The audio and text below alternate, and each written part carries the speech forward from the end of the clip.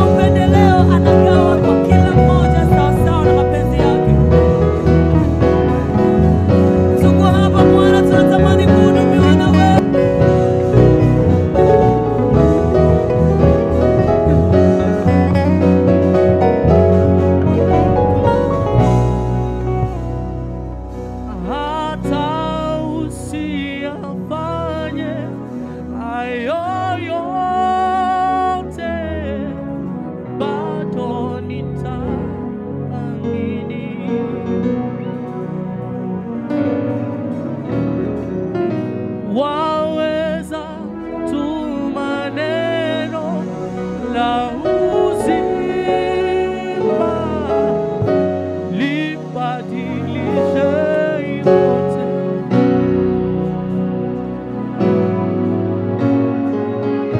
Hata usiyafanye hayo yote, bado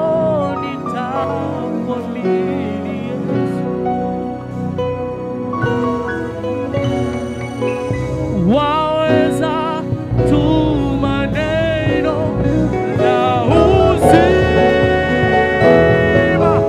libadilishe, hata usiyafanye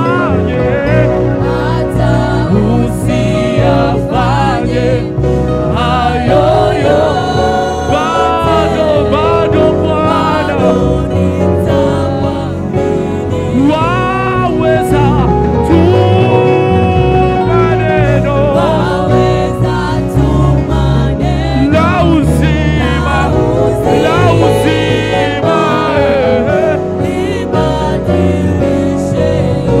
hata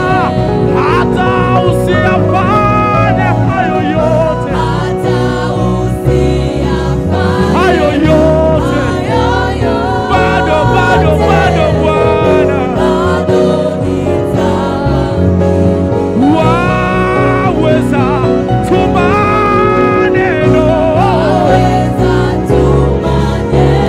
maneno Bwana libadilishe yote. Karibuni.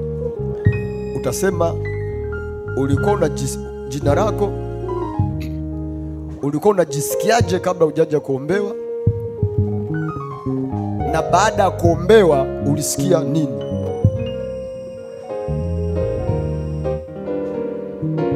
Yesu asifiwe. Kwa majina naitwa Malangu Doto Malangu. Nasi hapa ni mara ya kwanza kuingia kanisani. Malangu tu Malangu? Malangu Doto Malangu. Malangu Doto Malangu. Malangu Doto Malangu. Ni mara ya kwanza kuingia kanisani hapa. Nasi ni mara ya kwanza kuingia kanisani, lakini nimefika zaidi ya miaka 5. Ndio mara ya kwanza kuingia kanisani, lakini nikiwa hapa. Mimi hapa kufika hapa nimeshawishiwa na yangu dakate huyo hapo. Kanisogeza kanisani, njoo kanisani siku ya jana. Nikasema amina nitafika. Asubuhi kanipigia simu, njoo. Nimefika kanisani hapa, nashukuru nipokea vizuri. Mchungaji kaniombea hapa, kifuko kanibana, kinzi najisikia vizuri. Kiwa kinakubanaje? Kieleze unasikiaje? Anitangia juzi nimwambia dada yangu, nikamwambia mimi kifua kinakuwa kanibana napumulia juu. Akaniambia sawa, siku kanisani utaombewa. Kwa hiyo nimefika hapa nimeombewa, sema najisikia vizuri ndugu zanguni. Kwa hiyo nashukuru. Mimi usisikii sasa. Husikii? Bado unapumulia kwa juu? Mako sema unapumulia juu. Au saizi unapumua kawaida?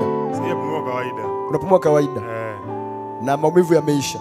Maumivu yameisha. Sasa imani ni kuwa na hakika. Imani sio kwamba sababu imani sio kwenda kanisani kila siku. Sawa? Imani ni kuwa na hakika. Kwa hata kama ulikuwa huendi kanisani kila siku, lakini maadamu saizi una uhakika kwamba maumivu yameisha na sipumuli juu, napumua kawaida. Huo hakika ukienda kushikilia huo uhakika ndio imani yenyewe. Na Biblia inasema mwenye haki wangu ataishi kwa imani yake. Kwa hiyo huo hakika ulionao ukienda kushikilia ndio utakaozuia hicho kifua kisirudi tena. Sawa? Kushikilia hapo hapo kwamba mimi nimepo hiyo huo hakika ambao unastahili kwamba sina maumivu na napumua kawaida. Ushikilie hapo hapo. Amini hivyo hivyo. Na hata ikitokea unasikia kama vile nataka kurudi kwa mbali, sema kifua kisemeshe kwamba nishaombewa na nimepona kwa jina la Yesu. Sababu kama unakuja kuombewa hapa ikiwa kimekubana na unapumulia juu, alafu baada ya kuombewa kimeachia na maumivu yameisha, maana kuna kitu kingine kichwa kimekaa ambacho Mungu hakukumba nacho. Sasa kitaka kutafuta mahali pa kurudi, kiambie hapa sio mahali pako. Nafasi yako ishajazwa. Hautaki kukaa hapa kwa jina la Yesu. Si ndio? Mungu akubariki sana. Bwana Yesu asifiwe.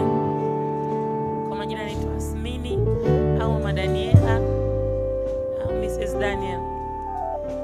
Mimi hii wiki nzima nilikuwa nasumbuliwa na mguu. Kwa sababu mimi niko Kariakoo, kazi yangu muda mwingi ni kutembea. Sasa mguu ulikuwa unaniuma. Yaani hapa nikiwa natembea unaniuma kwa kiasi kwamba natembea kwa shida. Ninafikia hata ukipata oda ya mteja unawaza naendaje kuchukua oda. Sasa leo wakati tunakuja nimefika kanisani, nilikuwa nimevaa malapa.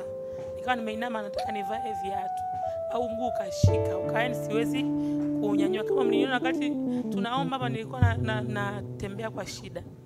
Hata wakati naimba hapa mlikuwa naona situmii mguu kuchezea, nilikuwa nimesimamia sana mguu mmoja. Ulikuwa unaniuma. Lakini baada ya kuombewa saizi naweza kuunyanyua.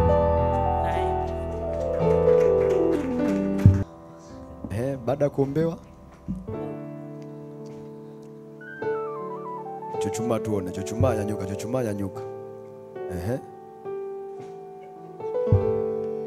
Kingine kipilikuwa huwezi kufanya.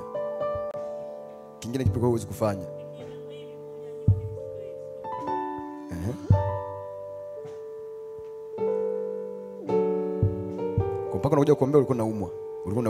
Ulikuwa hapa hata kama naimba nilikuwa siwezi kuutumia mguu. Nikisimama nilikuwa nasimama hivi, natumia mguu mmoja. Huu nilikuwa nausikilizia tu hivi. Mungu mwema. Shukuru Mungu. Mwambie Mungu asante. Mungu asante kwa kuniponya.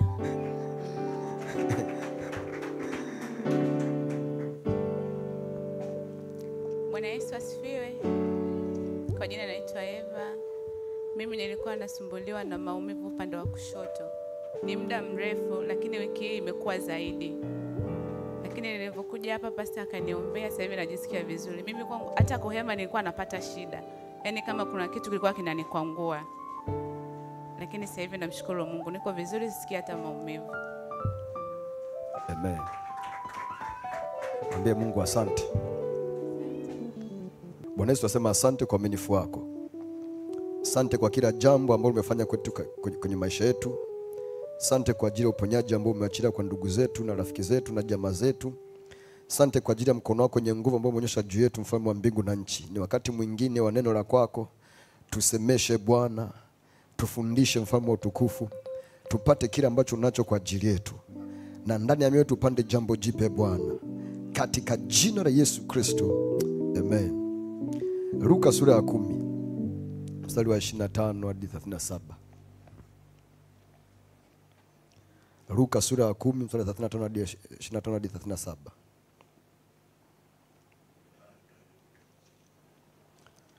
Luka sura ya 10 25 hadi 37.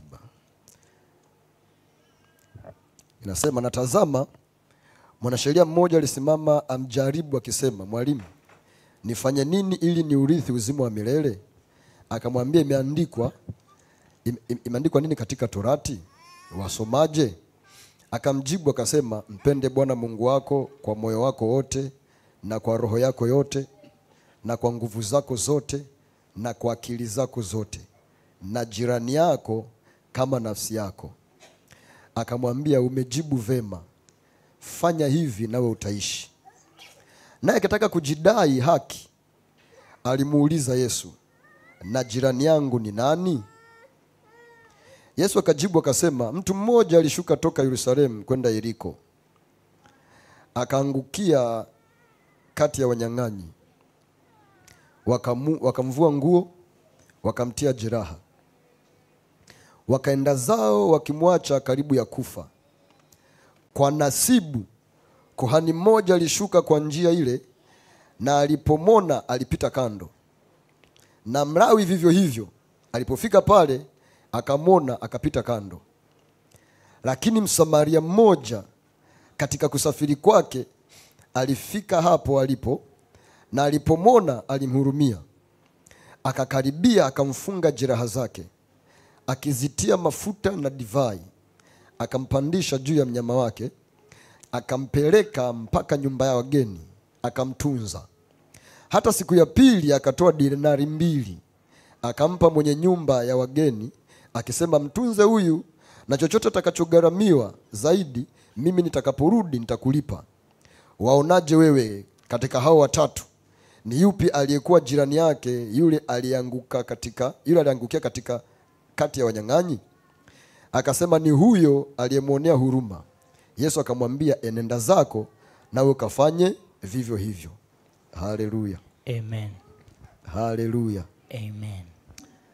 Hii ni story ambayo tumekuwa tukiambiwa, story ya Msamaria mwema, si ndio? Msamaria mwema. Hapa kuna watu kama 4 ambao wanatajwa hapa. Kuna huyu mtu anatoka Yerusalemu kwenda Yeriko.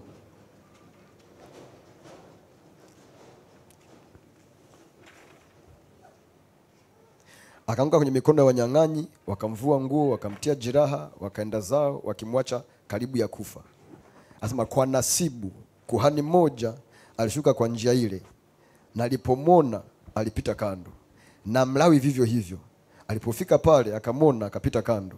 Lakini Msamaria mmoja katika kusafiri kwake, hawa walikuwa napita, Msamaria anasafiri, si ndio? Si ndio?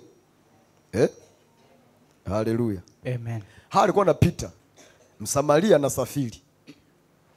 Na kuna mtu mmoja anatoka Yerusalemu anaenda Yeriko. Njiani akavamiwa.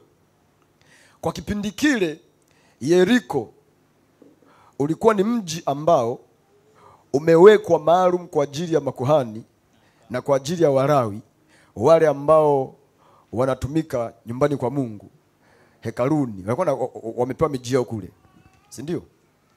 Ukumbuka ukisoma kitabu cha Kutoka na Hesabu, wakati wanaenda nchi ya ahadi. Hata Kumbukumbu la Torati pia ukisoma, Walawi, kabila la Walawi, unajua makuhani walikuwa wanatoka kwenye kabila la Walawi, na Walawi hawakupewa urithi wowote, kwa sababu Mungu alisema yeye Mungu ndio urithi wao, si ndio? Kama ni msomaji wa Biblia utaelewa kwamba Walawi hawakupewa urithi. Walipokuwa wanagawana ile nchi, kabila la Lawi halikupewa urithi, sababu lile kabila la Lawi lilichukuliwa, Mungu alilichagua ili wao wamtumikie. Kwa hiyo makuhani walikuwa wanatoka kwenye kabila la Walawi, na mtu yeyote alikuwa anafanya kazi hekaluni yoyote ile hadi usafi walikuwa ni wanatoka kwenye kabila la Walawi. Hata walipokuwa wanasafiri kwenye kitabu cha Kutoka, waliokuwa wanabeba vyombo, waliokuwa wanabeba sanduku, waliokuwa wanabeba hema lenyewe, walikuwa wanafanya chochote kile kinachohusiana na hema, iwe ni pahali pa nje, mahali pale patakatifu na palipo patakatifu, wote walikuwa ni kabila la Lawi. Kwa wakati inagawanywa ile nchi kupewa urithi, Mungu alisema Walawi hawatapata urithi sababu wao, mimi ndio urithi wao. Lakini akasema wapewe eneo ambalo watakuwa wanaishi. Sasa si lazima waishi, lazima wawe na nyumba, lazima wawe wanaishi. Kwa hiyo Yeriko walikuwa wanaishi wao. Haleluya. Amen. Haleluya. Amen. Sasa kwa nini, swali la kwanza tujiulize, kwa nini Mungu, Yesu, huu ni mfano ambao alitoa Yesu, alitumia mfano wa kuhani na mfano wa Mlawi, afa akatumia mfano wa Msamaria. Huyu mmoja ametoka Yerusalemu anaenda Yeriko, kwa alikuwa ni mwenzao, kwa sababu Yerusalemu palikuwa ni mahali ambapo wanakaa kuabudu, wanaenda kuabudu, wanaenda kwa ajili ya ibada, wanaenda kwa ajili ya kumtolea Mungu sadaka, wanaenda kwa ajili ya kumwabudu Mungu Yerusalemu. Na huyu mtu anatoka Yerusalemu anaenda Yeriko, mahali ambapo wao ndo wanaishi huko. Makuhani na Walawi wanaishi Yeriko. Yerusalemu mahali pa kuabudu, mahali pa juu ambapo Mungu alikuwa amepaweka kwa ajili ya ibada. Tuelewana? Tuelewana? Ndio. Haleluya. Amen. Lakini kuhani alipopita, Yesu akapita kando. Akaja Mlawi akapita kando. Alafu akaja Msamaria. Kwa nini Mungu akaanza Msamaria au akaanza na Mlawi? Kuhani ni mtu ambaye ameteuliwa na Mungu, amechaguliwa na Mungu kwa ajili ya kufanya upatanisho kati ya mtu na Mungu. Ana wajibu wa kusimama kimaombi katikati ya mtu na Mungu. Lakini kuhani ni mtu ambaye Mungu anategemea kwamba anamjua Mungu zaidi kuliko Mlawi, sababu Mlawi sawa ni kabila ambalo limeteuliwa na Mungu kwa ajili ya kazi ya Mungu, lakini kuhani ameenda mbele zaidi. Tuelewana? Kuhani ameenda mbele zaidi. Kuna wajibu wa kiroho anao zaidi ya Mlawi, si ndio? Ndio. Haleluya. Amen. Haleluya. Amen. Halafu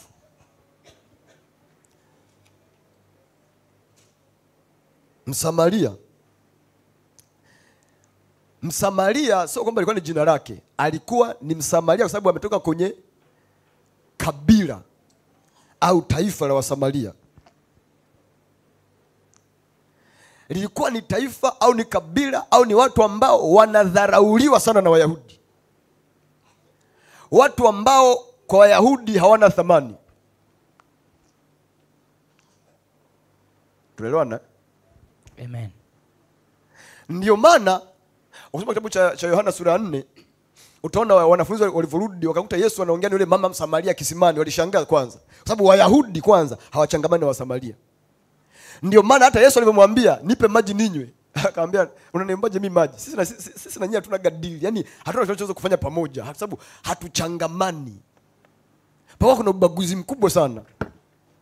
Hawezi kukaa pamoja, hawezi kaishi pamoja, hawezi wakahusiana, kwa sababu kuna namna Wasamaria wanachukuliwa wanadharauliwa, wanaonekana sio kitu, wanaonekana hawana Mungu, wanaonekana watu waovyo.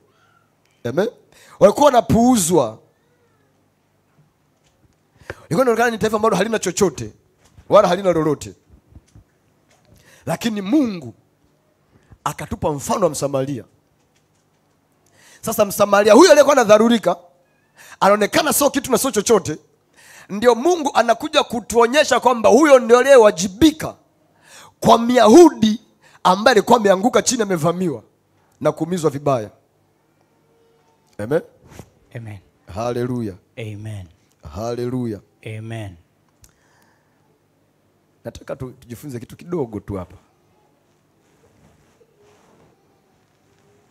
Cha kwanza,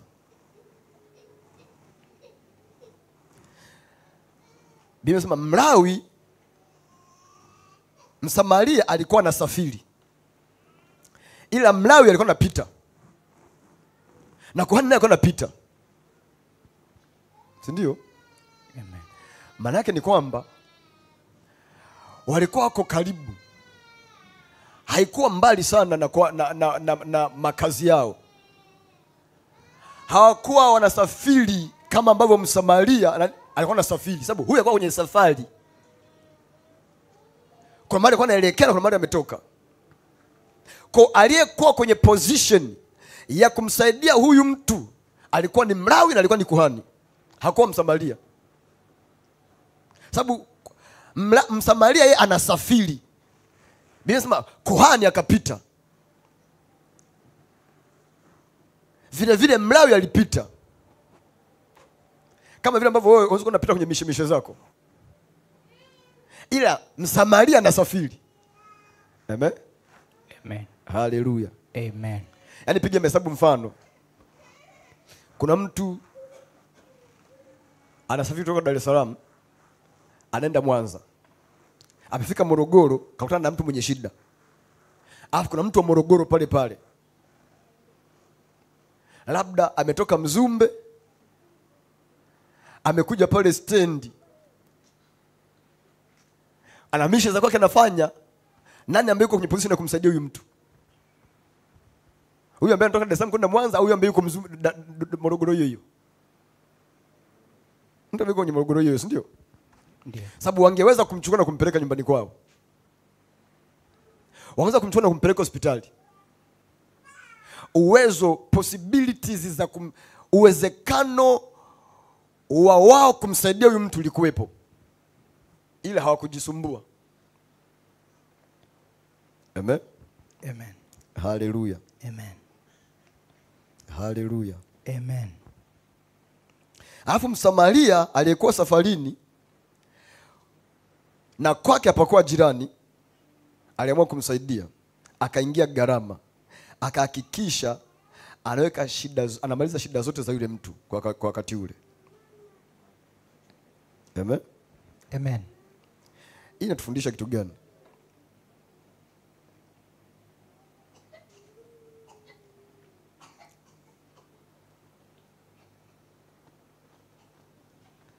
Unajua ukichunguza hata sasa hivi adui wa Mkristo huwa sio wapagani. Adui wa Kristo huwa sio Waislamu. Adui wa Kristo huwa ni Wakristo wenyewe, si ndio? Wewe angalia tu, ukikuta mtumishi wa Mungu anasemwa, angalia comments za watu wanaomsema ni wakina nani. Utakuta John, Musa, Elia, Isaya, Petro, Yakobo. Angalia majina. Sawa? Wakristo wanafurahia anguko la Mkristo mwingine. Lakini Mungu alivyokuwa ameweka, aleka utaratibu wa kwamba kama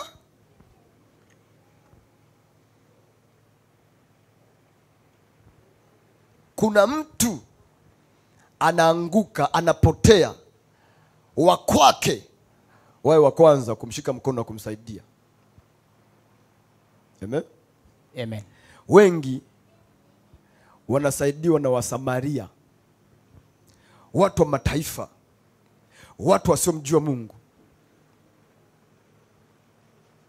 Amen. Amen. Kwa nini naongea hiki kitu? Huyu mtu anaenda kumuuliza Yesu, nifanye nini ili nipate kurithi, niwe na uzima wa milele? Uzima wa milele ni maisha halisi ya Mungu ndani ya mtu. Ni ile aina ya Mungu ya maisha yanaingia ndani ya mtu. Uzima wa milele kwa Kigiriki wanatumia neno zoe, ZOE, ambayo ni ile nature, ile asili ya uungu wa Mungu ambao unaingia ndani ya mtu, ambao unampa mtu kuishi, kusurvive hapa duniani, na kisha unampa mtu kuishi kwenye uzima wa milele. Kwamba ili mtu awe na uzima wa milele, awe na uwezo wa kuishi kwenye maisha baada ya kufa, lazima ndani yake pawe kuna uungu wa Mungu ambao unaishi ndani yake hapa duniani. Kwa sababu uzima wa milele haupati baada ya kufa, haukati tiketi baada ya kuwa umekufa. Uzima wa milele unakata tiketi uzima wa milele baada ya kuwa upo duniani. Lakini iko hivi, watu wengi sana wanasema hamnaga mtakatifu duniani, watakatifu wako mbinguni. Sisi nikwambie, hauwezi kuwa mtakatifu baada ya kufa, unakuwa mtakatifu kabla ya kufa. Tumeelewana? Yaani sawa sawa useme kwamba madaktari wako hospitali.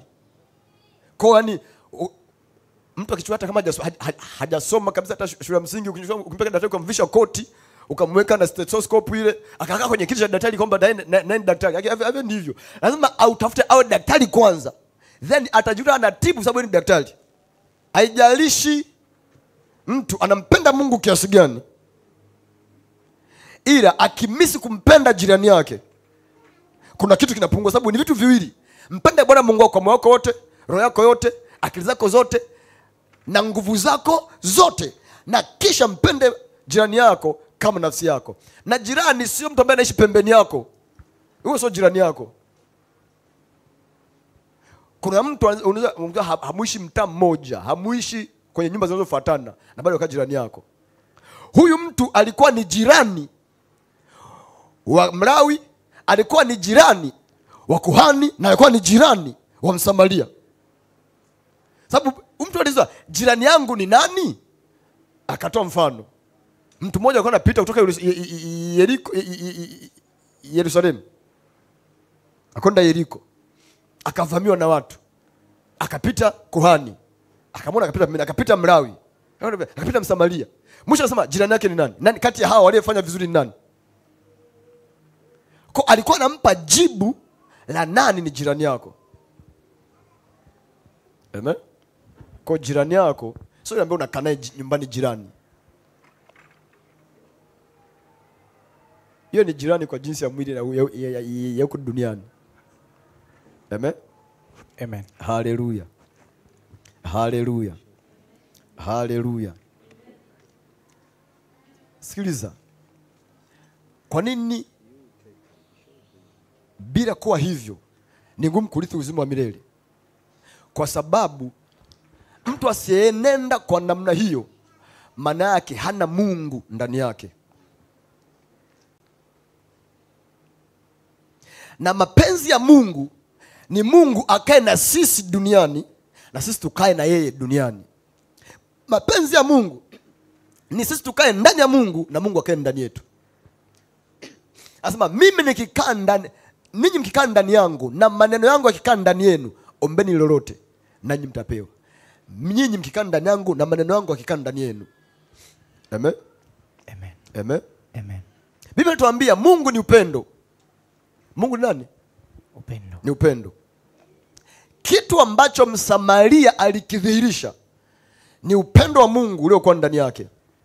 Kwa hiyo kwenye macho ya Mungu alitegemea kuhani aonyeshe upendo zaidi ya mtu mwingine, kwa sababu ya ile fellowship anaokuwa nayo yeye na Mungu, ukaribu anaokuwa nayo yeye na Mungu. Sababu kuhani alikuwa anaingia mpaka patakatifu patakatifu ambako mtu mwingine alikuwa hawezi kuingia. ua wa nje walikuwa wanaingia, kila mtu anaingia kwenye ua wa nje, makabila yote 12 anaweza kaingia pale. Ila ua wa ndani walikuwa wanaingia makuhani peke yao.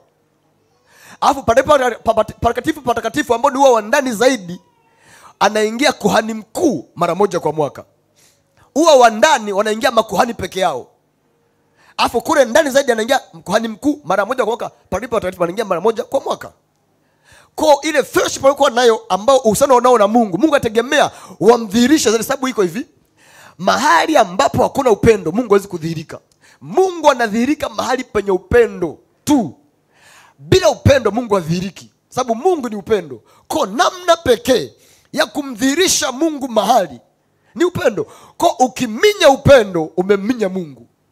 Ukiuficha upendo umemficha Mungu. Ukitaka kumdhihirisha Mungu lazima uudhihirishe upendo wa Mungu, sababu Mungu ni upendo. Amen. Amen. Amen. Haleluya. Amen. Haleluya. Amen. Haleluya. Amen. Kwa mahali popote ambako unataka Mungu adhihirike, lazima uachilie upendo kwenye hilo eneo. Angalia kitu alichofanya Msamaria. Biblia inasema hivi, yule Msamaria alipofika akamuona, Biblia inasema akamhurumia. Akafanyaje? Akamhurumia. Hiyo ni sifa ya upendo. Ndio maana Yesu mwenyewe kila alipotaka kudhihirisha kitu fulani au kudhihirisha ukuu wa Mungu, huruma itangulia mbele. Angalia alipokuwa na wale watu 5,000 wanataka chakula, Biblia inasemaje? Aliwaangalia akawaona kama kondoo wasiokuwa na mchungaji, akawahurumia. Ile huruma aliyokuwa nayo ndani ya moyo wake juu ya wale watu ndio iliyosukuma nguvu za Mungu kutenda ule muujiza wa chakula kuongezeka na kuwalisha watu na vikabaki vingine. Tunaelewana? Amen. Tunaelewana? Amen. Haleluya. Amen. Haleluya. Amen. Alipoenda mbele kwenye kitabu cha Marko sura 8, unaona aliwalisha wengine 7,000. Anasema alikuwa ana mikate 7 ya chakula, anasema na visamaki vichache. Aliwahurumia. Na pengine aliwaambia, watu wamekana mimi siku 3, wamefunga hawajara. Nikiwaruhusu waende nyumbani kwao watazimia njiani, na hapa ni nyika tupu. Wapeni chakula. Wanafunzi wakamuuliza, tunapata wapi? Hapa ni nyikani, tunanunua wapi chakula? Ile huruma aliyokuwa nayo. Sikiliza, upendo wa Mungu ndio msingi wa udhihirisho wa mkono wa Mungu mahali pale popote pale ambapo unataka udhihirisho wa Mungu uonekane. Mahali unapotaka mkono wa Mungu uonekane kwenye eneo lote lile, lazima upendo wa Mungu utangulie kwanza. Amen. Kwa sababu Mungu ni upendo. Ukiminus upendo umeminus Mungu. Ukiondoa upendo kwenye eneo fulani umemwondoa Mungu kwenye ile eneo. Na ndio maana ukitaka Mungu adhihirike kwa mtu, mpende yule mtu. Mpende mpaka yeye mwenyewe ajue kwamba kweli nimependwa. Hata kama atakulipa mabaya, we mpende. Mungu atajidhihirisha kwake. Amen. Amen. Haleluya. Amen. Haleluya. Amen.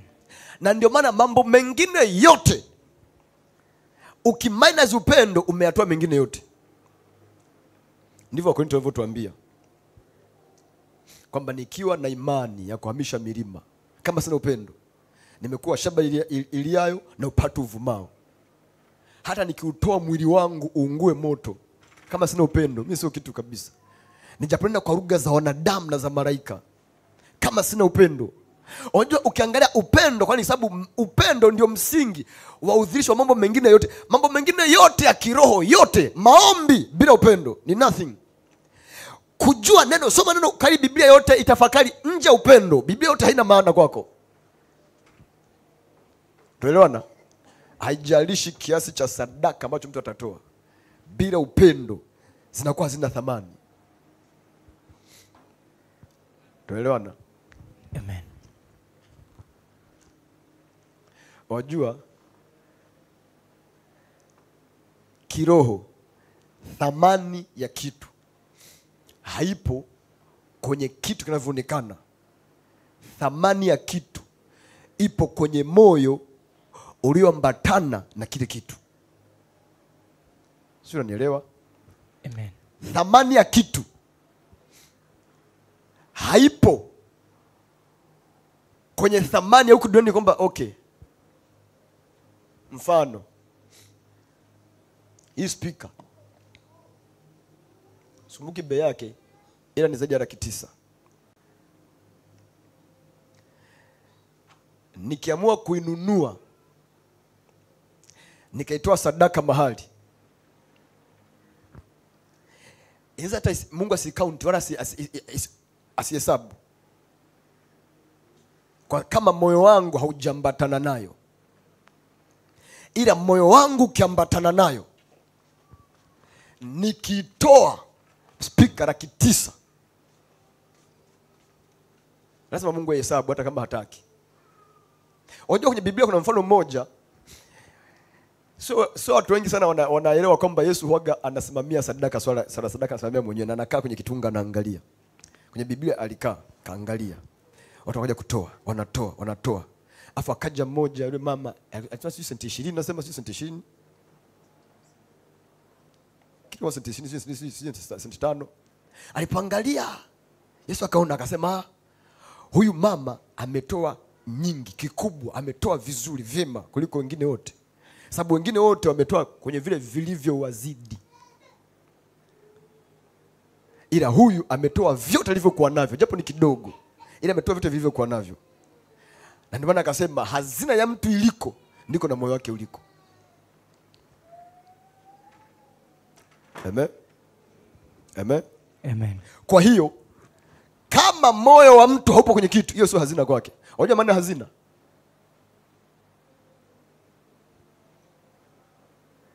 Hazina ni nini? Hazina ni lugha ya kifedha, si ndio? Hazina ni nini?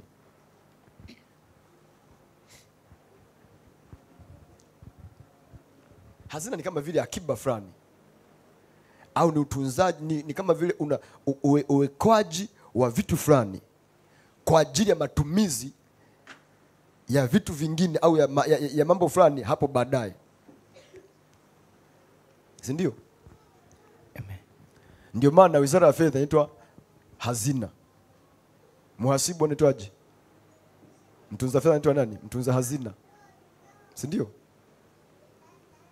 Kwa hiyo mahali ambapo moyo haujambatana, hiyo haitwi hazina. Katika ulimwengu wa roho haihesabiki kama hazina. Kwa hiyo utakapofika wakati wa kuwithdraw, wakati wa kuchukua ili uzibe gap fulani, ukitaka kuchukua unakuwa hauna, kwa sababu wewe hauna hazina. Sababu anasema hazina ya mtu iliko ndiko na moyo wake ulipo. Kwa kama moyo haupo, hiyo haihesabiki kama hazina, sababu kinachosema kwamba hii ni hazina ni moyo wa mtu ulipo, kwa sababu hazina ya mtu iliko ndiko na moyo wake unapokuwa. Kwa kitu kikienda bila moyo wa mtu, kitakapotaka kuja kuziba gap, hakiwezi kuja. Kwa Mungu akiangalia hazina ya mtu, anaona kwenye akaunti yake kuna empty, kuko wazi. Tunaelewana? Ni sawa sawa uende kwenye kibubu chako, umeweka kibubu ndani kuna kakufuli, kumbe ulivyotupa funguo kwa mtu alikuona, naye akaenda akaizalisha ile funguo. Mtu akikomba kitu unachokipenda, kwa unakubalia kumpa. Mfano hiyo nguo nimeipenda, naomba unipe. Unaambia ngoja nitakununua nyingine. Au unampenda kanuni nyingine ile nguo umpi.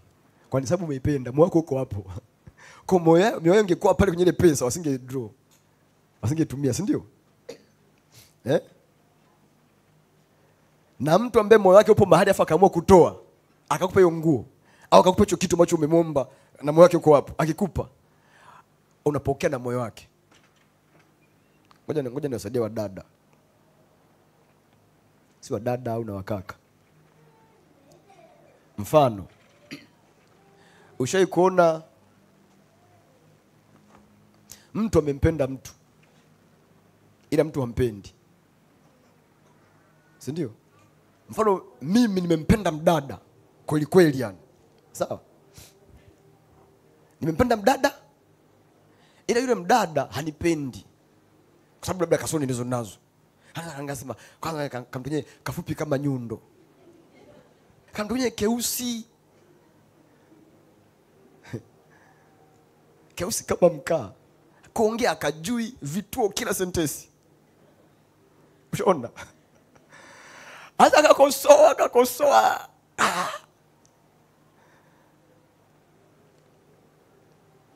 Alafu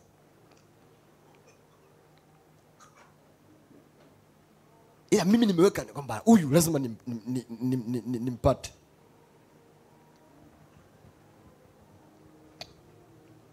Kwa hiyo nitamnunulia zawadi, nitampelekea. Atakuwa nitaki, ila zawadi yangu nachukua. Nakaa, kesho tena namnunulia kitu kingine, nampelekea. Hanitaki, ila cha kwangu nachukua. Sasa nikakaa, nikaamua kumtumia hela tu ya voucher. Najua hawezi kurudisha, anataka lakini hawezi kurudisha hela ya voucher. Namtumia hela ya voucher. Anachukua. Bila kujua kesho atajikuta yuko na mimi. Na hata unamshangaa, wewe si ndio unamponda yule? Mimi nashangaa sio kwamba nampenda, lakini najikuta kwa sababu alipokuwa anachukua kitu cha kwangu, alikuwa anachukua na moyo wa kwangu. Sababu chochote ambacho kina thamani ya pesa, nimetoa pesa nikakinunua nikakupa. Maana ukikipokea, mimi kumbuka na sina kupenda, kwa nikikupa kile kitu nakupa na moyo wangu. Unapokea kile kitu, lakini kiukweli umepokea moyo wangu. Mwisho wa siku, baada ya muda fulani, hapo mbele tu kidogo, baada ya 3-5, utajikuta moyo wangu umeambatana na moyo wako. Unakuwa kama mtoto wa Sauli, Jonathan. Moyo wako kambatana na Daudi kiasi kwamba mpaka akakubali kusema, mimi baada ya babangu mimi sitakuwa mfalme, wewe utakuwa mfalme, alafu mimi nitakuja baada yako. Lakini yeye ndio amewekewa ufalme baada ya Sauli aingie, yeye akasema na kwa nini? Kwa sababu moyo wake umeambatana na Daudi. Mpaka babake anashangaa, una shida gani? Unachaje kitu cha ufalme kwa ajili na hauna undugu, ila ni moyo umeambatana. Ghafla unajikuta uko na mtu ambaye hauko na mpango naye kuona, hakuna mpango kuona naye, lakini kwa nini? Sababu uko unapokea cha kwake ila haumtaki. Ndio kwamba unapopokea kitu kutoka kwake unapokea na moyo wake. Si ndio? Kwa kama hutaki mtu na cha kwake usichukue. Sawa? Ukimkataa mtu katana cha kwake. Sio unamkataa kwa mkono wa kulia, unapokea kwa mkono wa kushoto. Si ndio? Amen. Amen. Amen. Haleluya. Amen. Sasa sisemi kwamba hata mtu akija kukupa kitu kwa tae. Maki mtu anaweza kuja kukupa kitu ukasema mimi sitaki. Kisa tu unakupa moyo wako usambatane naye. Simaanishi kwamba kile kinachokuja kwako kiko kwa staili hiyo. Mwingine anatoa tu kwa moyo upendo. Issue ni kile ambacho ile nia ya yule anayetoa, nia ile iliyobeba ndani ya moyo. Tuelewana? Kwa sababu ukipokea kitu, ile nia iliyoambatana na kile kitu inadhihirika kwako. Si ndio? Si ndio? Haleluya. Haleluya. Amen.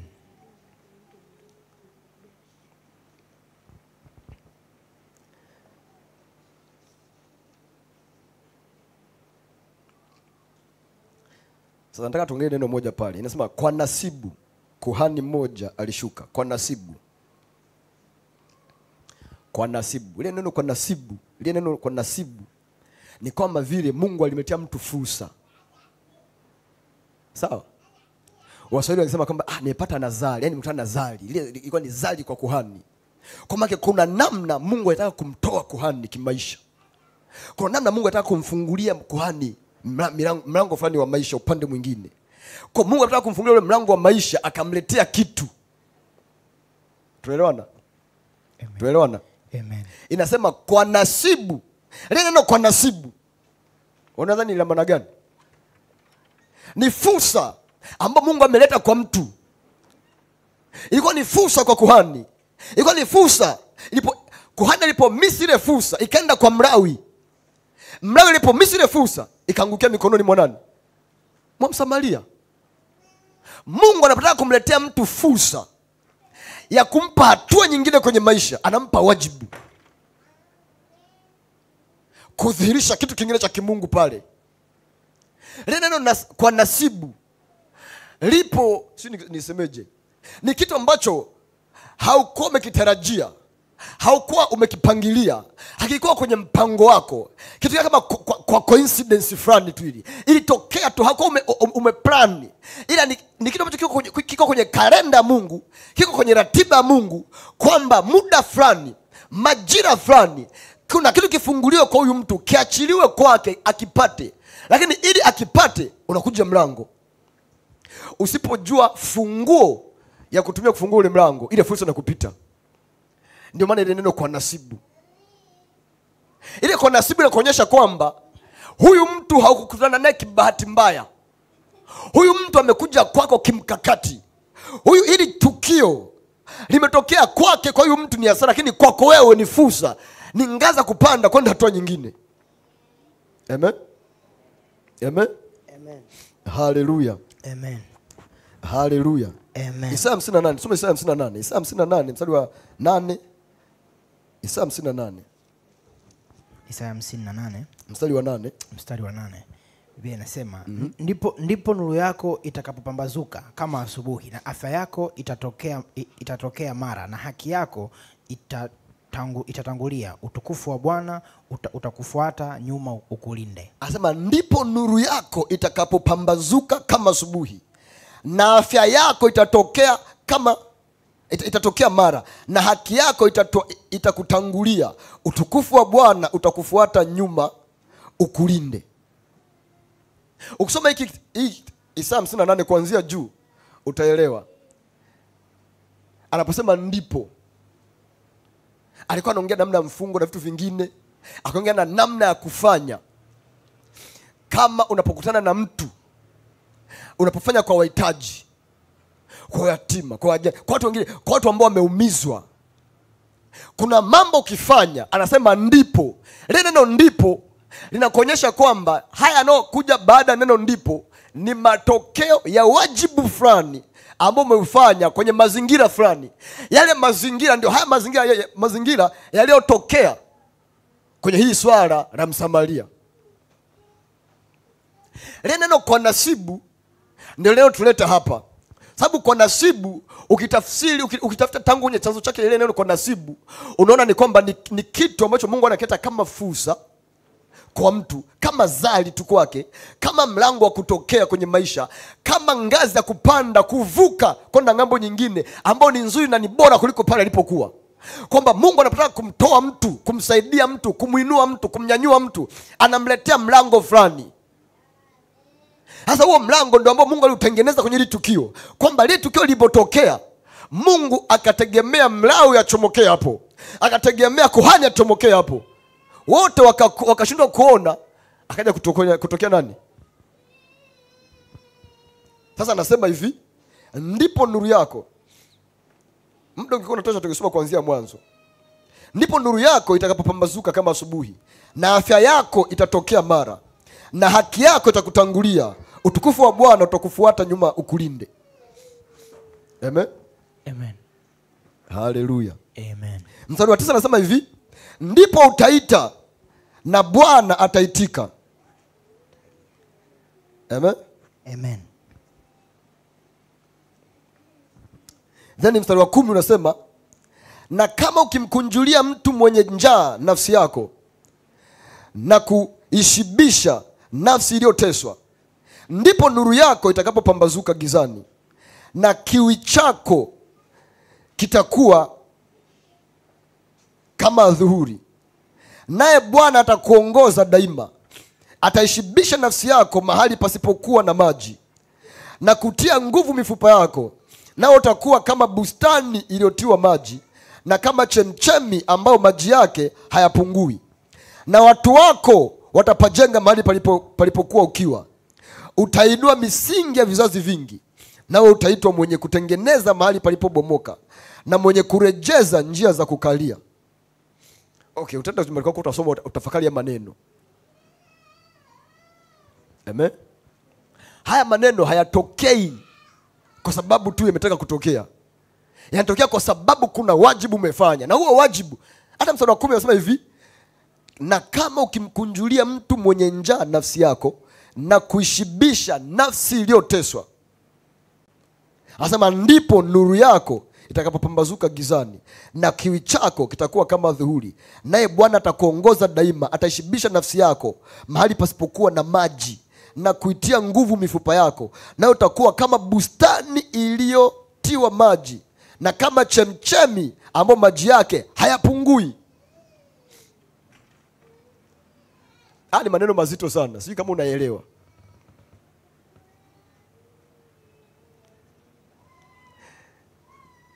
Halo, tupo ibadani, tupo ibadani. Haya ni maneno mazito sana, sijui kama unaelewa.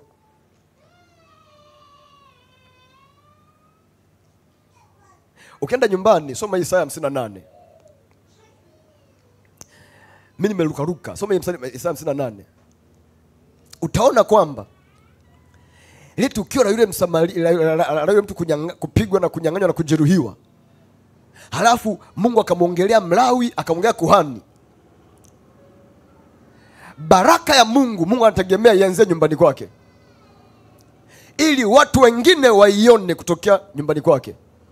Sababu Isaya anasema mimi pamoja na watoto niliopewa na Bwana tu ishara katika Israeli, kwamba sisi mtu wa Mungu anafanyika ishara ili mtu mwingine aione mahali pa kuelekea. Kwa sisi tunaonyesha njia, tunaonyesha mwelekeo, sababu sisi tunafanyika kuwa ishara. Ile kitu pengine kuhani ameomba sana, Mungu naomba mpenyo. Pengine Mlawi ameomba akafunga, Mungu nifungulie milango. Mungu kukufungulia milango, anakuletea mtu, akaleta mazingira ambayo kuhani angefanya angechomokea pale, ambayo Mlawi angefanya angechomokea pale, aka mess up, akapishana na gari yake la mshahara. Ndio maana ile neno kwa nasibu, tafuta ile maana yake, unaona nenda kujachimbuka ile neno kwa nasibu. Maana yake ilikuwa ni fursa ambayo Mungu ameleta kwa kuhani, na ni fursa ya kimaisha ambayo kuhani alikuwa hajapangilia, hajui yanatokea saa ngapi, hajakusudia, ameshangaa tu, ni mpango wa Mungu. Mungu anajibu baadhi ya maombi yake. Ilikuwa ni fursa kwa Mlawi. Hiyo tufundishe nini? Lazima tujali namna tunavyoongea na tunaoongea nao, lazima tujali namna tunavyochukuliana nao, namna tunavyoenenda na watu ambao tuko nao. Tunaelewana? Tunaelewana? Mungu akituweka mahali, hajatoka tujijenge wenyewe, ametuweka tujenge watu wengine. Mungu akituweka mahali, ametuweka tujenge wengine, sio tujijenge wenyewe. Wakati unajenga wengine, na kuna wengine ambao wanakujenga wewe pia. Kwa hiyo inakuwa ni mwendelezo. Usipojenga wengine, na wewe unakujikuta haujengwi.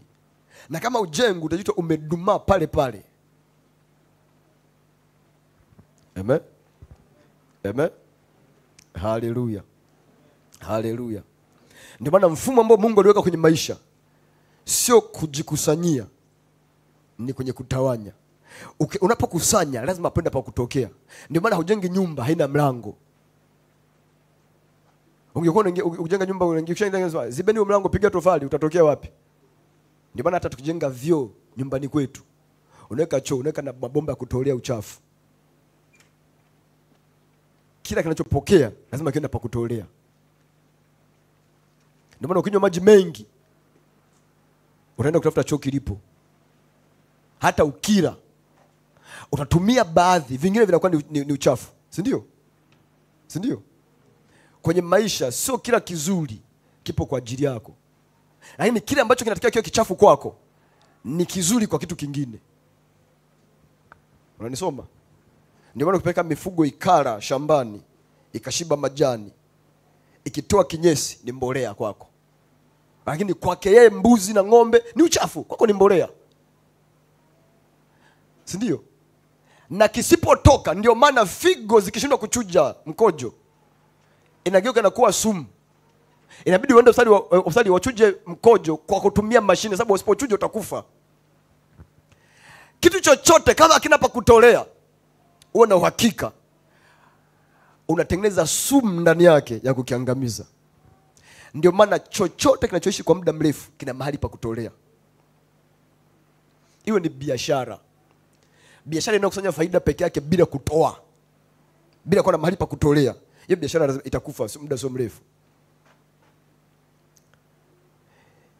Chochote kile kama kuna kupokea, lazima pawe kuna kutoa. Na ndio maana sasa mfumo mzuri, chochote ambacho kinapokea akitoi hakiendelei kutumika. Lazima kwanza kitengenezewe kitu kikubwa ambacho tukio tukenacho kanisani hapa, ni kumdhihirisha Mungu mahali ulipo kwa njia ya upendo. Unapouminya upendo, umeminya udhihirisho wa Mungu kwenye eneo husika. Sawa? Na upendo unadhihirika kwa namna ambavyo unajishughulisha, unajali na kuthamini mambo ya watu wengine. Hauwezi kusema una upendo afu unakuwa unajiangalia wewe peke yako. Upendo lazima uende nje ya kwako. Uende nje yako. Lazima uende nje yako. Amen. Lazima uende nje yako. Ukiona upendo uliomo ndani ya moyo wako hautoki ukaenda nje, uso upendo. Kwa maana jinsi hii Mungu alipenda ulimwengu hata akamtoa mwanawe wa pekee, ili kila mtu amwaminie asipotee bali na uzima wa milele. Kwa inatufundisha nini? Kwamba namna pekee ya kuokoa vitu ni lazima kwanza utoe vitu. Sio, mmenielewa? Kwa maana jinsi hii Mungu alipenda ulimwengu hata akamtoa mwanawe wa pekee, ili kila mtu amwaminie asipotee bali na uzima wa milele. Kwa chanzo cha kumtoa Yesu ni ili kuua upotevu. Ndio maana Mungu akamtoa. Sawa? Sawa? Sawa? Kwa sababu Mungu alituumba afu tukapotea. Kwa ili atupate, ilibidi atoe cha kwake ili apate kingine. Na alimtoa mmoja ili apate wengi. Alimtoa mmoja ili apate wengi. Sawa? Uende kubana vitu vyako. Enda kubana. Alimtoa mmoja ili apate wengi. Kuna mambo yanatupita kwa sababu kuna vitu Mungu anatuletea kwenye maisha afa tuvioni. Kama yule Mlawi, kama kuhani alivyoletewa fursa. Ile kwake ilikuwa ni fursa. Kwake ile ilikuwa ni shamba. Sawa? Ukipanda mbegu moja la hindi, unavuna kilo nzima. Kwa punje moja ya hindi inazalisha punje hata 200, hata 100, hata 1000 ya mahindi. Punje moja ya harage inazalisha punje nyingi za harage. Kwa Mungu alikuwa anamtafutia kuhani mlango wa kutokea, akamletea shamba ili apande kitu kwa yule aliyekuwa amepigwa. Ili nini? Ili vitu vingine vizaliwe kwenye maisha yake. Akapoteza. Unaenda kusoma ile Psalm 58. Au nenda ukatafute chimbuko, chanzo cha neno kwa nasibu, utaona anachokimaanisha. Amen. Sasa Mungu hakuletei watu kutoka mbali. No. Watu wako wa karibu kabisa.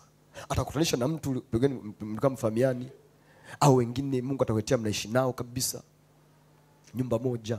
Mtu yoyote ambaye anaweza kashaurika, mtu yote ambaye anaweza kaonyeka, huyo mtu yote ambaye anaweza karekebishika, huyo sio kumkatia tamaa.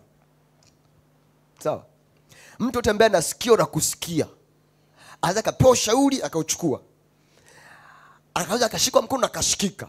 Anaweza akaonyeka, akaonywa na akaonyeka. Mungu akimleta kwako, mpokee kwa mikono miwili. Sababu haujui siku wala saa. Amen. Amen. Kumbuka Yusufu alikuwa ni mtumwa, alinunuliwa sokoni kama mtumwa, akapelekwa kwenye nyumba ya Potifa. Alikuwa ni houseboy, ila amebeba baraka ya nyumba ya Potifa. Kwa kinachoamua sio udogo wa mahali mtu alipo kwa wakati huo. Lazima uwe na jicho la kuona kesho ya mtu ambao imo ndani yake. Hata usipokuwa na uwezo wa kuiona, ila uwezo tu wa kusensi, kutokana na namna ambavyo unamtazama mtu, namna ambavyo mtu anajishughulisha na mambo ya Mungu wake, unaweza kaiona future yake ndani yake. Tuelewana? Tuelewana? Anaweza kuwa ni house boy leo, kesho akawa ni waziri mkuu.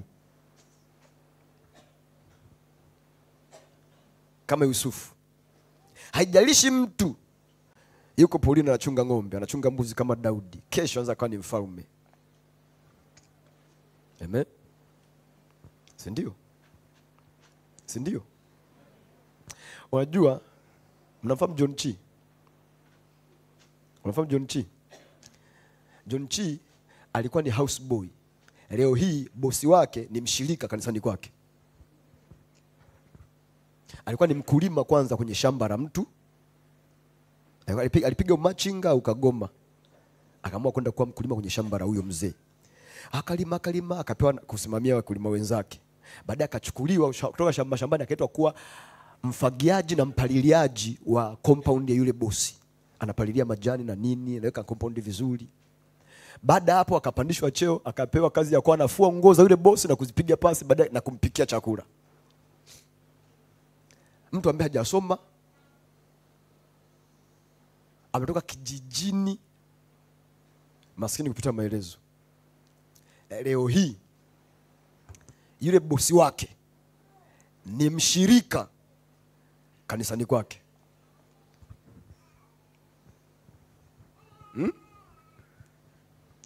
Ile tufundisha nini?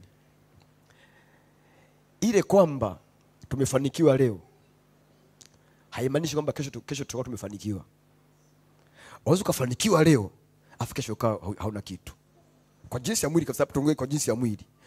Tuna watu wengi sana ambao wamefanikiwa, wengi sana kwa jinsi ya mwili. Mimi na ndugu mmoja, jamaa yetu mmoja. Walikuwa akija nyumbani kipindi hicho, hoja na mabegi umetoka sisi kimicho Dar es Salaam. Dar es Salaam kama Ulaya. Kuja na mabegi hizo, akija na mitumba, ni unaona kweli yani hapa ni sawa. Kipindi hicho unajua sasa hizo watoto mwenyewe mzee siku hizi hamjui maisha. Yani unaona maisha ni rahisi. Enzi hizo ngano itoke Dar es Salaam ijefika Kigoma. Kwa umekuja na chapati pale. Unajua sawa? Na unajua serious, unajua na chapati pale nyumbani. Afika pale chapati zimelala, wakazitupa. Sasa mimi wakaniacha watupa chapati. Nikacheki. Sasa kwenda kuzichukua siwezi, sababu mzee akiniona nitakula stiki. Kwani yana usongo na chapati. Kwa nikatulia. Sasa nyumbani sisi tulikuwa tuna duka mjini. Mzee kuna duka mjini. Kwa hiyo paka kuna gunia la sukari inaitwa nyumbani na mchele. Kwa hiyo tunachukua kikombe naweka mchele, nachukua na sukari na changanya na koroga na kunywa. Kwa hiyo nikachota kikombe cha sukari na maji ya baridi nikakoroga. Usiku kwenye kaagiza nikazunguka nyumba ya nyumba. Kacheki zile chapati nikachua zina fangasi imeoteotea na usongo na chapati. Unaona mchezo. Nikapangusa, nikagonga. Piga za chapati zangu pale 3 ngapi? Na chai ya baridi. Ngano kutoka sikiza nikwambie kipindi hicho kutoka sisi wilani kwetu kwenda Mwanza tu pale. Sasa hizi masaa 4 sisi kutoka asubuhi sana huko nyumbani. Wanatumia watu wiki nzima au wiki 2 hawajafika Mwanza. Ubovu wa barabara ulivyokuwa. Kutoka sasa hizi ngano kipindi hicho ngano hata sasa hizi makampuni mengi tunatengeneza ngano. Sawa? Kwa kupata chapati ilikuwa sio mchezo. Sasa hizi mwezi mkaelewa. Kwa wale walikuwa akija, wakuja na mabegi matokea mjini. Wanagawa tu nguo pale.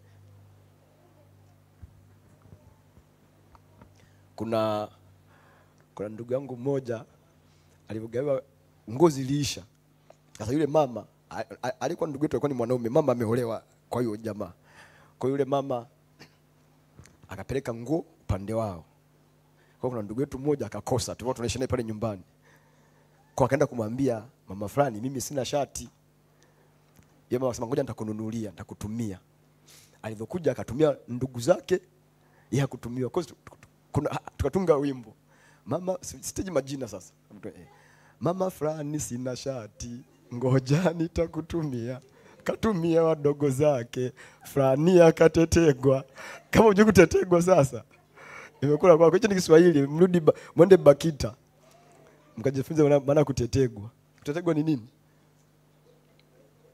Kwa Kiswahili, kwa Kiingereza, kwa Kiswahili, Kiswahili cha kueleza maki neno kwa Kiswahili. Nyinyi mnasema BAKITA. Kutetegwa ni nini?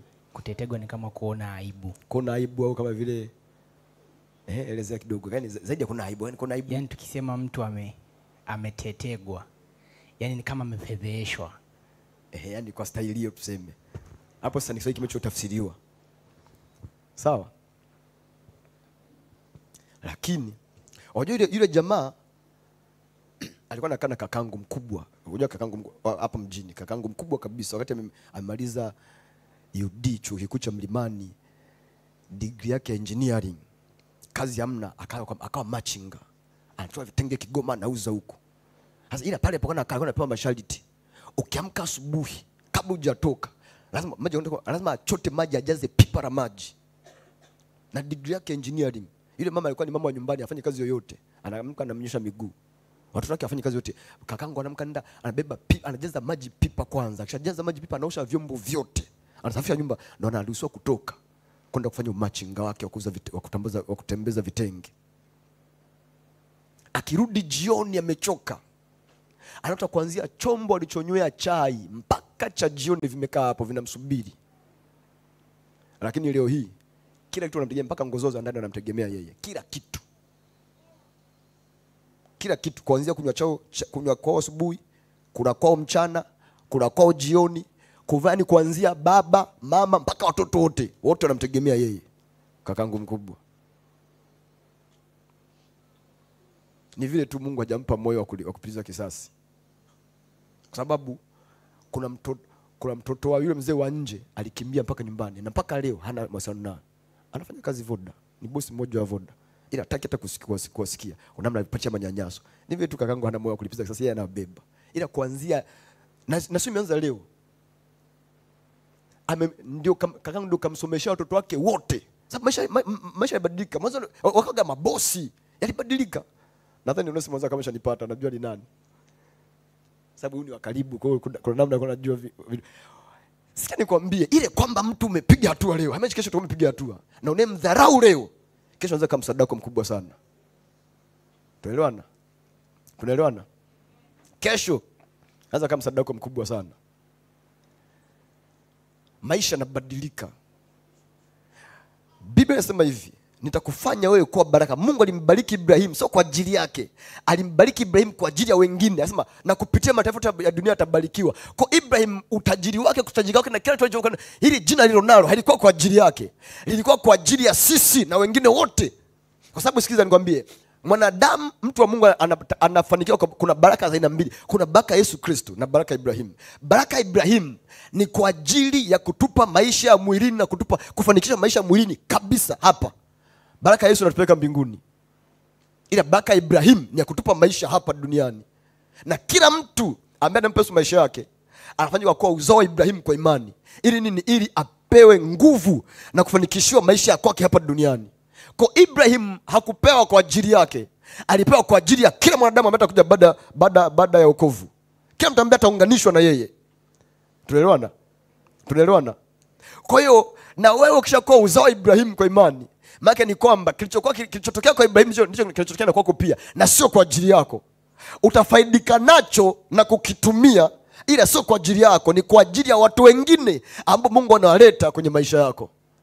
Unapoanza kubana ukawabania wengine, ni kwamba Mungu anafunga huo mlango. Sababu anamwambia Ibrahim, sikukupa baraka kwa ajili yako, nikupa baraka kwa ajili ya watu wengine.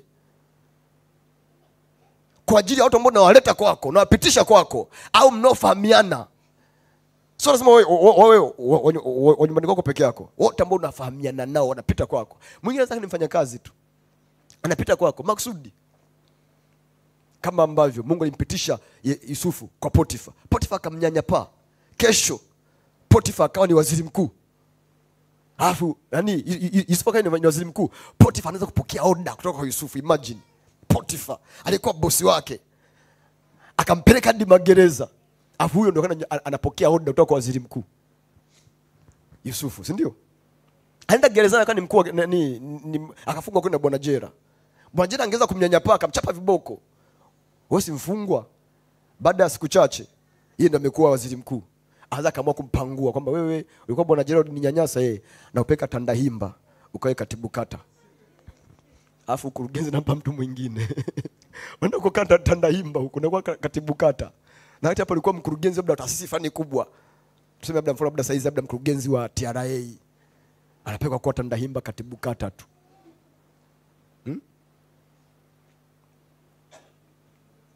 Ushaona? Au anapelekwa Buhigwe kwa mkoa wa wilaya Buhigwe. Kwetu kule Buhigwe polini. Au Kakonko. Ukakae na nyani na tumbili huko. Ukazuia wakimbizi kuingia nchini. Ndio inakuwa kaza wewe unakuwa mtu wa ulinzi na usalama wa wilaya, kakae mipakani huko uzuie watekaji. Ushaona? Mwambie jirani yako. Ile kwamba mtu anapumua. Ile kwamba mtu bado yuko hai. Ana mikono, ana macho, ana miguu, anaweza kaona, anaongea. Mwambie ile kwamba mtu kichwa chake kimeshikana na shingo lake, na shingo imeshikana na mwili, usimkatie tamaa, kwa sababu kesho ya kwake ipo kwenye mikono ya Mungu. Ngoja mezee kwa andiko moja. Anasema hivi kwenye kitabu, ukisoma kitabu cha Yohana sura 15 mstari 16, anasema Yesu anasema hivi, si ninyi mlionichagua mimi, bali ni mimi niliyewachagua ninyi, nikawaweka muende kuzaa matunda, na matunda yenu yapate kukaa. Si ndio? Amen. Si ndio? Amen. Kiingereza kinatumia neno kwa kusema I appointed you and planted you. Maki ulipandwa. Tunaelewana? Amen. Tunaelewana? Ili neno lishike, ili usijikajikatia tamaa, haijalishi saizi ulipo. Mungu anasema hivi, anasema hivi, si ninyi mlionichagua mimi, bali mimi nilichagua ninyi, si ndio? Kwa hiyo maana kuchagua ni kwamba palikuwa kuna sample nyingi. Yaani kama ni mbegu, Mungu alikuwa na mbegu nyingi. Kama ni mahindi, ana mahindi mengi, akawa anachambua. Shida nyewe mmezoea kaa mjini. Sisi tulikuwa tunalima. Kabla ya kwenda shambani tunakaa, unachambua mahindi. Acha sasa hizi tunanunua. Enzize mahindi yanao mbegu. Unachambua ambao unaona hizi mahindi yale yalionona makubwa yaliyojaa yenye afya. Unachagua kama mbegu, si ndio? Kocha kwanza, hautaki kujikatia tamaa kwa sababu umechaguliwa na Mungu. Tuelewana? Anasema si ninyi mlionichagua mimi, bali mimi nimewachagua nyie. Kwa ile kwamba uko hai, ulizaliwa, ni kwamba kabla hujazaliwa Mungu alikaa, walikuwepo watu wengi. Alafu wewe akakupiki, alikuona unafaa, alikuona unatosha, alikuona uko bora, alikuona una uwezo, alikuona unaweza ukamzalia matunda ambayo yeye anakusudia uyazae. Ndio maana akakuchukua, akaja akakupanda duniani. Anasema si ninyi mlionichagua mimi, bali ni mimi niliochagua nie, nikawaweka, nikawapanda muende mkazae matunda. Wewe kuja kuzaliwa duniani, kuna mchujo mkali sana ulipita mbinguni. Mchujo mkali sana ulipita mbinguni. Mungu hakuenda kwa bahati mbaya. Aliona unatosha, aliona unafaa, aliona unaweza, aliona una matunda ndani yako ambayo unaweza ukayazalisha duniani, akakuleta. Tunaelewana? Tunaelewana? Amen. Kwa ndani yako kuna uwezo. Ni kama vile ukiangalia mbegu, unaweza kuitupa chini, inaweza ikakanyagwa na mbuzi na ng'ombe, inaweza ikafukiwa chini, ila ndani ya ile mbegu ina uwezo wa kukua, ina uwezo wa kuota, ina uwezo wa kuzaa, inaweza kuleta matunda ambayo yamekusudiwa kuletwa. Kwa mahali pale popote ulipo, haijalishi ulipozaliwa, ulivyozaliwa, ulivyokuwa, ulivyolelewa, mahali pale popote ulipo unajuta kwamba bado ninapumua, ndani yako huo uwezo umo. na Mungu amekuleta makusudi kabisa kwa ajili ya majira kama haya. Sikiliza sasa nikwambie, kila mbegu ina mazingira ya kwake, si ndio? Kuna mti, kuna mimea ukipanda Dar es Salaam haitakuwa. Ndio maana Dar es Salaam hamna kilimo cha parachichi. Ndio maana Dar es Salaam hamna kilimo cha nini? Cha karanga. Si ndio? Dar es Salaam hamna kilimo cha miti. Kilimo cha miti Iringa. Kilimo cha chai Iringa uko na Njombe sio Makambako kwenye baridi baridi. Kilimo cha ndizi hauwezi kukuta Dar es Salaam. Dar es Salaam kuna kilimo kingine. Kwa sababu kila mmea una mazingira ya kwake ya kuweza kukua na kutunzwa na kuzaa. Kwa pale unapojikuta usijikatae. Kwa sababu hayo ndio mazingira ambayo Mungu anajua nikikupitisha hapa, nikakupitisha kwenye mazingira, kwenye familia uliopita, kwenye jamii unayoishi, unapojikuta upo mahali hapo, ni mahali sahihi pa wewe kuweza kukua na kuota. Kwenye kilimo kuna kitu wanachoita seed dormant. Kuna dormancy na viability. Kuna vitu ambavyo lazima viondoke kwenye mbegu ili ile mbegu ipate kuota. Si ndio? Si ndio? Amen. Lazima viondoke ili ile mbegu ipate kuota. Kwa sometimes Mungu anaweza kupeleka kwenye harsh conditions. Mazingira tatanishi. Mazingira mabaya. Lengo ni nini? Lengo ni kwamba yaondoe baadhi ya vitu. Ya kutengenezea mazingira fulani, yaondoe baadhi ya mambo ili kukutengenezea wewe hali ya kuweza kuota na kukua na kuwa bora kwa ajili ya kesho yako. Kwa usikimbie mazingira. Lakini unapomtazama mtu, mtazame mtu kama mbegu. Kwamba leo inawezekana mbegu iko mkononi, kesho itaota. Tuelewana? Amen. Tuelewana? Amen. Na kila mbegu ina muda wake wa kuota na kukua na kuzalisha. Ile kwamba hauna matokeo mkononi haimaanishi kwamba hauwezi kuzalisha. Mtu asikudanganye kwamba hauwezi kuzalisha matunda. Sikiliza nikwambie, uwezo wa mbegu upo kwenye mbegu. Uwezo wa kuzaa mbegu upo kwenye mbegu yenyewe. Tuelewana? Amen. Upo kwenye mbegu yenyewe. Lakini pia ubora wa matunda umefichwa kwa mkulima, sio kwenye mbegu. Mbegu inawezekana uwezo wa kuzaa matunda bora, ila mkulima anaweza kusababisha matunda atoke bora au yasitoke bora. Tuelewana? Amen. Sababu nikipanda mbegu shambani, nitatakiwa kuipalilia, nitatakiwa kuimwagilia maji, nitatakiwa kuipa mbolea. Si ndio? Nikipanda nikaiacha na magugu, nisipe mbolea, nisipe maji, itaanza kuzaa vibaya au ikafa. Lakini kama inapaliliwa, inapewa maji, inapewa mbolea, itazaa vizuri. Na Mungu ndiye mkulima. Si ndio? Kitabu cha Yohana sura 15. Yesu anasema mimi mzabibu na babangu ndiye mkulima. Kwa Mungu ndiye mkulima. Na ndio aliyekuchagua kama mbegu, akakupanda duniani. Kwa hawezi kuacha bila kupalilia, sababu Mungu sio mwekezaji mpotezaji. Atakupalilia, anakumwagilia maji, anakutunza. Sasa nikwambia, hata kama ukiona maisha yako ni magumu vipi, ila Mungu anakutunza. Yusufu alikuwa gerezani. Biblia inasema Mungu alikuwa pamoja naye. Ile iko gerezani. Alitupwa shimoni. Biblia inasema Mungu alikuwa pamoja naye. Ile iko shimoni. Aliuzwa kwa Potifa. Biblia inasema Mungu alikuwa pamoja naye. Ile iko kwa Potifa. Ile mahali kwamba unajikuta kuna mahali upo, haijalishi mazingira mambo yanakuwa magumu kiasi gani, Mungu uko na wewe. Madam tu haupotezi uhusiano wako na yeye, haupotezi wokovu ndani yako, ni ishara kwamba Mungu, madam unatunza uhusiano wako na yeye, Mungu uko ndani yako. Na kama uko ndani yako, unahakika anakupalilia, anakutunza, anakumwagilia na anakupa na mbolea. Siku ya siku kuna mahali utatokea mahali. Amen. Amen. Utatokea mahali. Mmoja wako, mtu asikukatishe tamaa. Mtu asikukatishe tamaa. Mtu asikuvunje moyo. Mtu asikuvunje moyo. Sema mimi, mwambie mimi niko bora.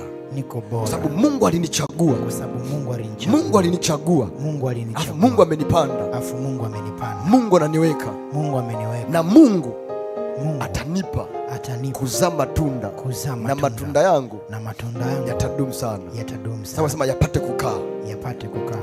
Mwambie lako usijikatie tamaa. Usijikatie tamaa. Usijikatie tamaa. Usijikatie tamaa. Mwambie lako usijikatie tamaa. Usijikatie tamaa. Mwambie jirani yako leo unaweza kuwa unashinda polini. Unaweza kuwa unashinda polini. Unachunga kondoo. Unachunga kondoo wa baba yako. Maana sio wako, unajua. Daudi anachunga kondoo wa mtu mwingine. Mwambie leo unaweza kuwa unachunga kondoo. Leo unaweza kuwa unachunga kondoo wa mtu mwingine. Wa mtu mwingine. Lakini kesho kesho yule mchunga kondoo, yule mchunga kondoo, yule mwenye kondoo akaja kukuamkia, kwa sababu wewe ndio utakuwa bosi wake. wewe ndio utakuwa bosi wake. Daudi alikuwa bosi wa baba yake, unajua. Daudi alikuwa ibaki tu kwa heshima kwamba baba shikamoo, si ndio? Zamani Daudi anaomba hela, baba anaomba hela. Sasa hizi baba anampigia simu Daudi, mwanangu tumeishiwa hela maziwa. Anambia baba, si una kondoo wale, kwani kondoo wameisha?